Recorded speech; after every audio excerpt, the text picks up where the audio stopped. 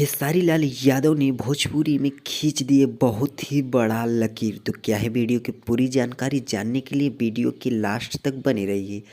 Hello दोस्तों, नमस्ते, आपका स्वागत है हमारे यूट्यूब चैनल पे। जैसा कि आपको बता दें कि हमारी भोजपुरी इंडस्ट्री के superstar and trending star Khesari Lal Yadav ji का एक गाना आया जिस गाने का नाम है टमाटर गाल।